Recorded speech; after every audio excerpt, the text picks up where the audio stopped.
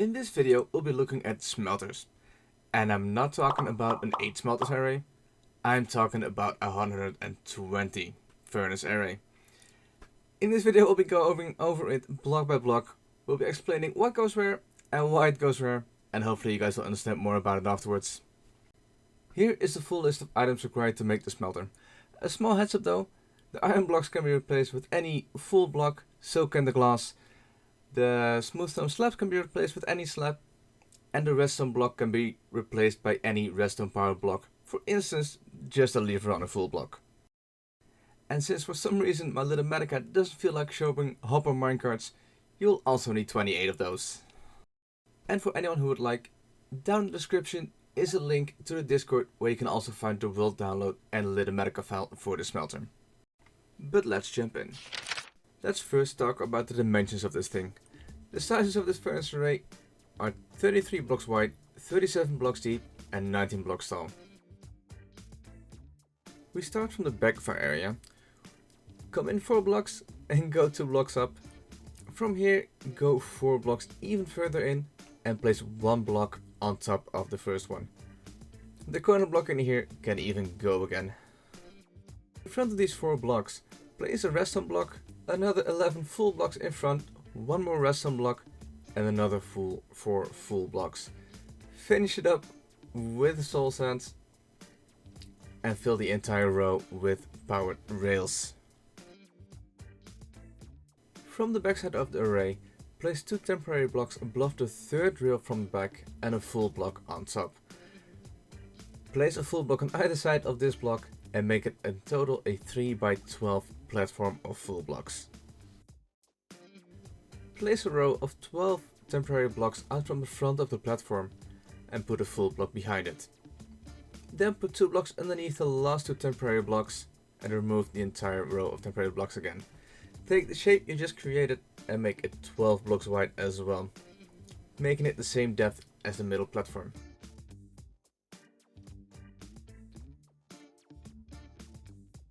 Once you got this done, do make sure to mirror it on the other side as well.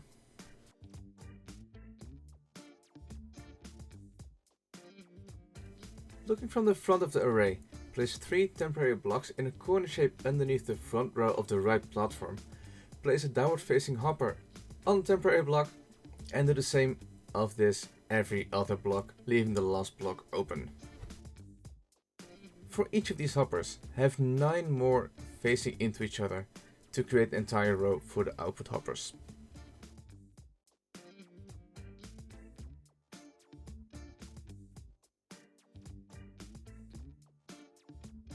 On the other side of the array, make the same shape of rows for the output, but do make sure it's on alternating blocks from the first half of the array.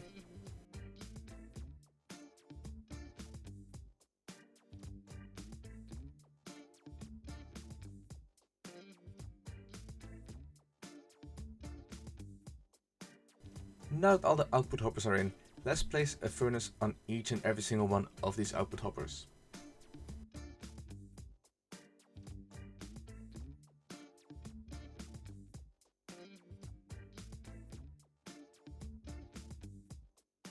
After the furnaces are in, we can get to the fuel input. For this, we have to place a hopper facing into each furnace. Looking from the front of the entire array, we put the hoppers facing into the front of the furnaces on the left side, and we'll be putting them on the back of the furnaces on the right side. This is to make sure that all the hoppers and the furnace are flush with already existing iron blocks we had in place.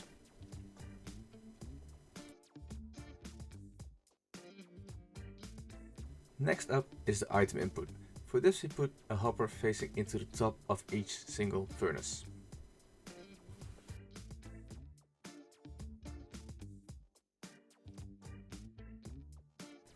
On each of the rows of hoppers functioning as fuel input, place a line of powered rails from the most central hopper all the way onto the top of the hidden block on the outside.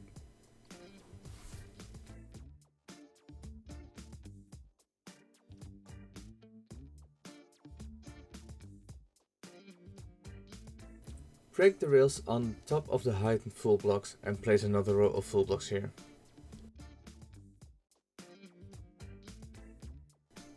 Behind the downward facing hoppers, place 2 blocks on top of each other. The bottom one isn't really required, but it's not in the way for anything either.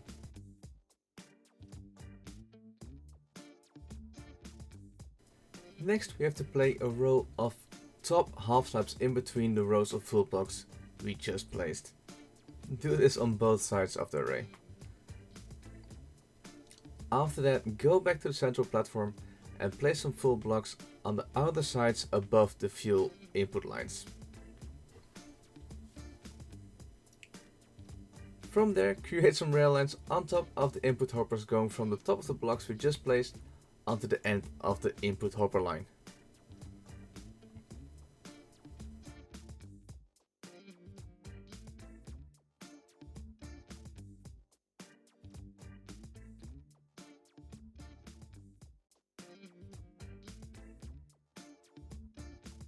From there, create a row of top half slabs above the slanted rails on the central platforms. And replace the heightened rails with full blocks. From here we can get to controlling the minecarts. In the open spots in front of the slabs, place a fence gate above the rails. When the gates are in, place rows of full blocks on either side of each row of half slabs to create tunnels with the slabs as center.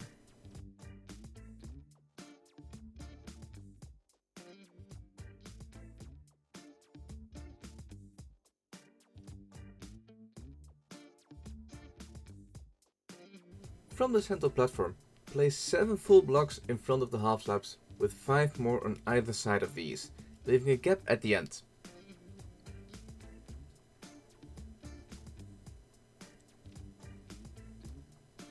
And above these gaps, place another full block on either side to extend the tunnel.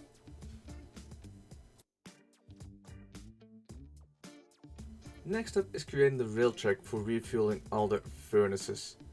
On the left side, place 11 blocks in front of the half slabs and extend the tunnel by 1. After this, place 6 blocks on the inner side. Go back to the longer row of blocks you just placed and go around the corner.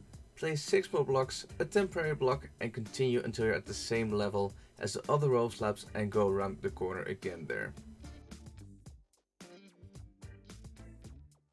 Connect it up all the way to the slabs and on the other side of this bit. Extend the tunnel by 1, place 4 more blocks behind the slabs with 7 more blocks just around the corner. And on the inside of this corner, place another row of blocks.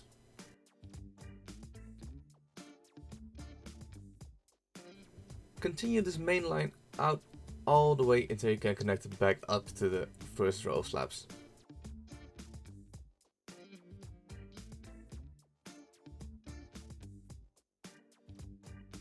Start on the back left corner of the array with a normal rail. Go along the back with powered rails until you get to the first block with another block beside it. Place a detector rail on there and continue with the powered rails.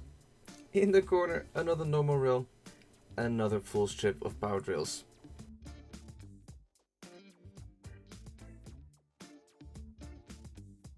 Keep continuing this all the way through.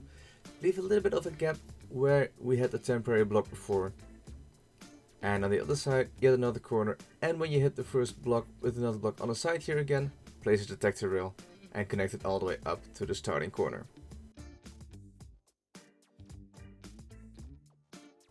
On the central platform, place 1 full block behind the row of slabs and place a line of powered rails all the way on top of the central platform.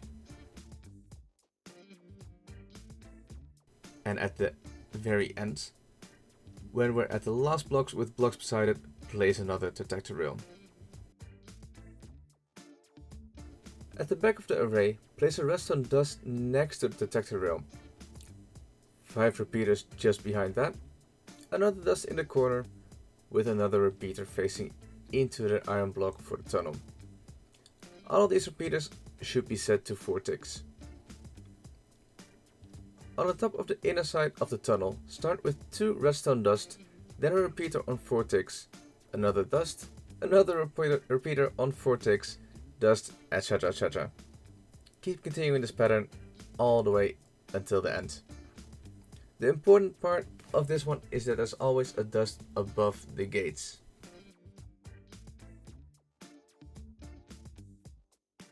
On the other side, place a dust nest to the detector rail again, with 5 repeaters behind it facing into the iron block of the tunnel. The first repeater here is set to 2 ticks, the last 4 are set to 4 ticks.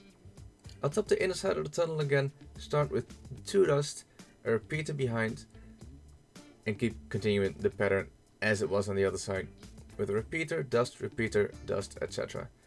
All of the repeaters on top here should be on 4 ticks again.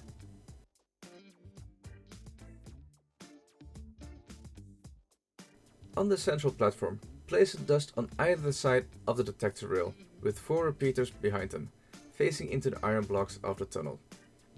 On the right side, start out with 2 dust on top of the tunnel, into a repeater, into the dust again, etc. On the left hand side though, just start with only 1 dust and then the alternating pattern from there. All repeaters here should be on 4 ticks again, and keep making sure that the dust is always on the blocks above the gates.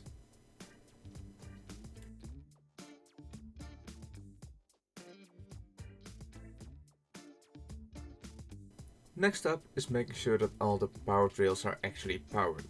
To do this, you can just go around and place redstone blocks on top of the rails. Do make sure though that you do not interfere with any of the redstone dust, and do make sure that you do not accidentally lock any hoppers. As stated at the start though, you can also replace these redstone blocks simply by putting a full block and then a lever on top and power it that way.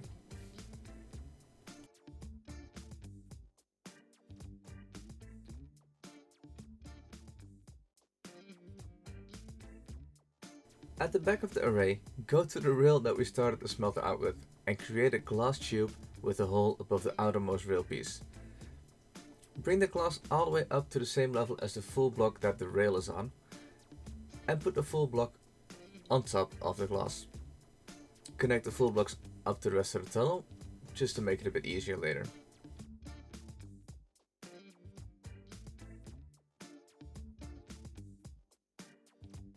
On the other side, create another glass tube with in the middle a hole above the soul sand. Make the tube reach up to the platform with the redstone on it.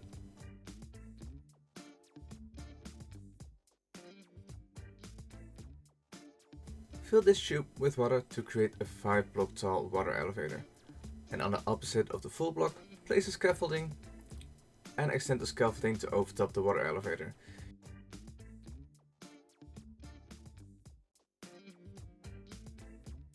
From here, place full blocks on top of the glass blocks and another full block on top of the scaffolding above the glass.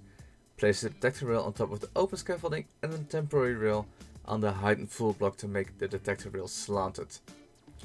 Take the temporary rail out, place another full block and then yet another full block on the side of it. Through this last full block, we create a small redstone circuit to detect if there's any items inside of the minecart that will sit on top of the detector rail. This way we can see if there's any items in it, it will release the minecart, and if there's nothing in it, it will just sit tight.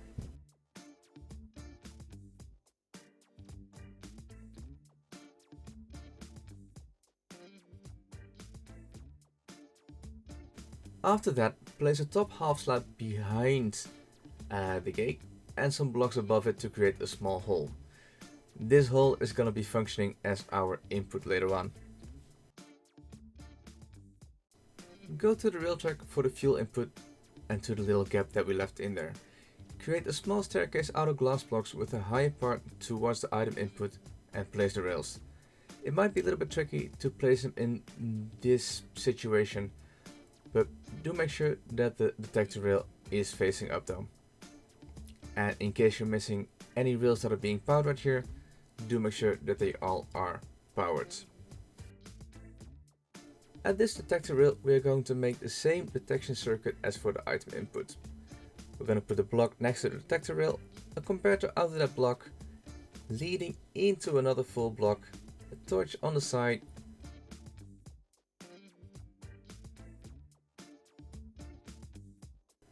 a full block on top of that torch, then another torch connected up to that block and into a repeater that'll be facing into a gate.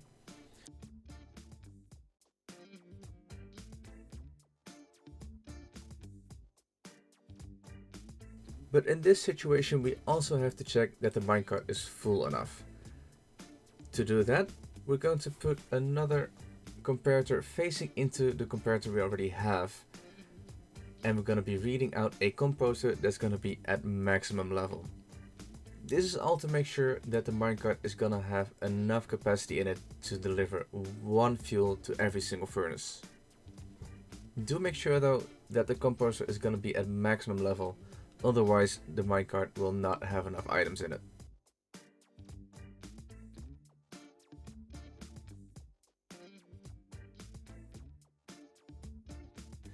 Place a chest on top of the glass block and turn it into a double chest facing towards the fence gate.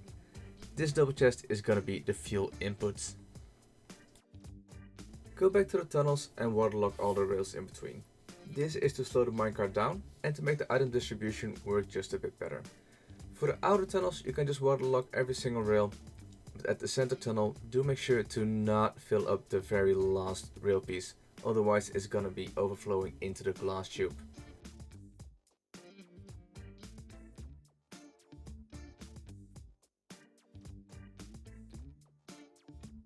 Time to focus a bit more on the output of the smelter. Head to the downward facing hoppers underneath the furnaces. Place a temporary block in between two of them with the dropper facing downwards. Place hoppers on either side of it facing into it and place a full block next to it. Put another comparator coming out and have that facing into a sticky piston with an observer looking into the comparator. Place another observer facing outwards from the hoppers and put a redstone dust behind on the full block. Repeat this little circuit another 5 times so that all the hopper output lines feed into a dropper. And the way these circuits work is that whenever there's items inside of the dropper, the piston will extend, making a small observer clock and keep shooting all the items out of the dropper into what is going to be a water stream down below.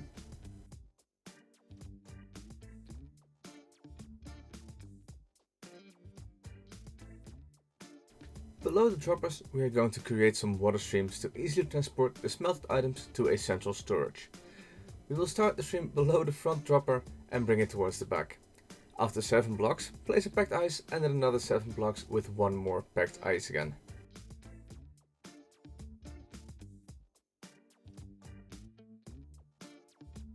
Place borders next to where the stream is going to go to make sure that the water won't spill. Place glow light gun on the packed ice and put some water in to actually make the water stream.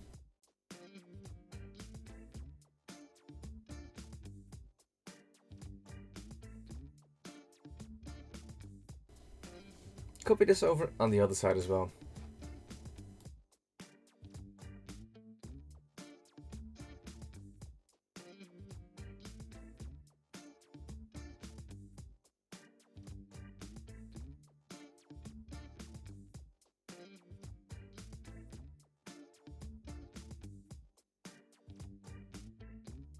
Behind the packed ice, place a soul sand and create a tube coming up 17 blocks for a water elevator.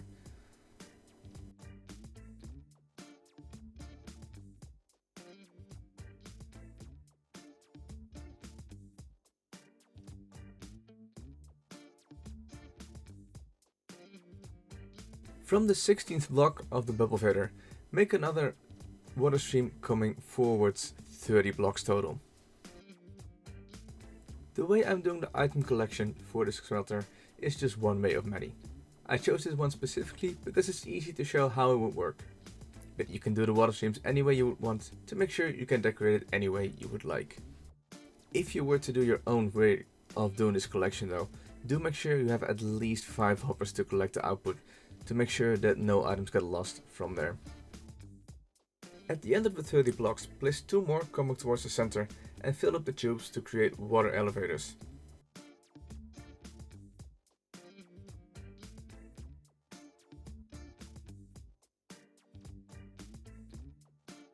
After that, also recreate the water streams with ice and glow lichen just as down below. At the end of a water stream, create a 1 block gap and place a glow icon to make sure there is no water flowing down this gap.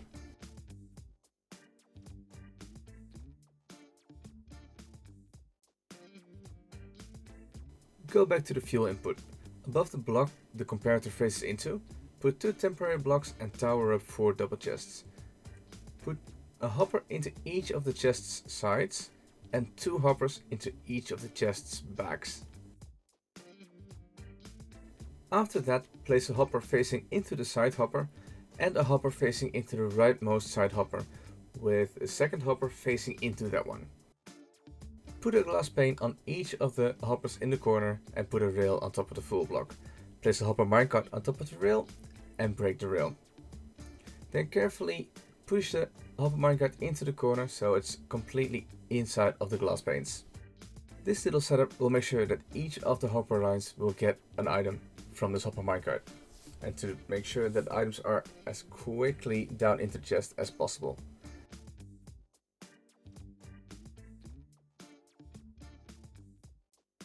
Above the minecart, place a bottom half slab against the glass and fill up the sides with glass blocks so items can't accidentally fall out.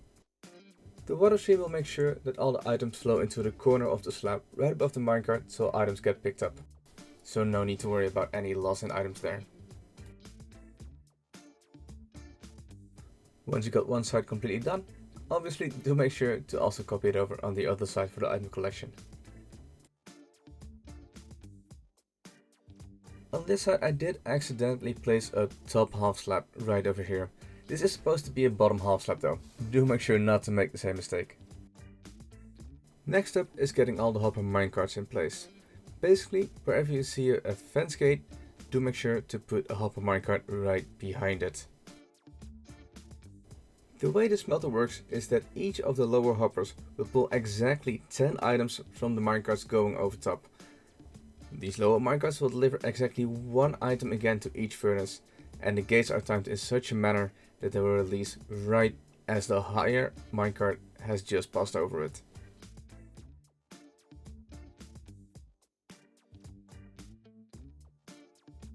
One other small mistake in recording I made is that I didn't power the rail in between the 2 detector rails for the input of the items.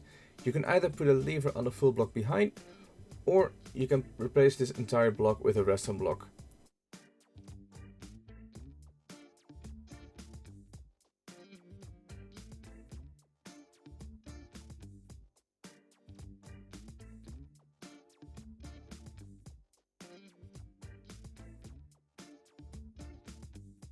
And don't forget to put the minecart back afterwards, obviously. And with that, all the building is done. To fuel the entire array, put the fuel into the double chest. On either coal, blaze rods, kelp blocks or coal blocks, this fuel input will easily be able to keep up with the smelting. So there will be no need to preload any of the fuel, you can just use it right away. If you're looking for a fuel source that burns a bit quicker, you might want to let the fuel input run a little bit before actually starting to smelt it in.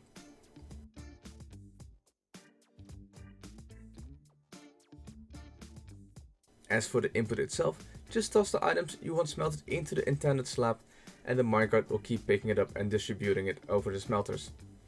You can place up to 2 chests worth of items onto the slab at the same time.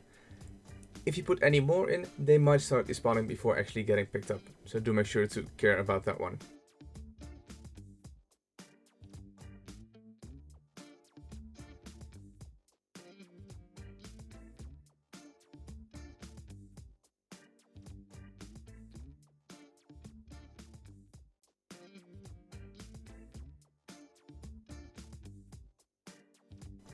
Do make sure to add a small extra something here though, because I may have forgotten to top off the bubble fader here. So if you don't want an entire fountain out of glass, do make sure to quickly top these off as well.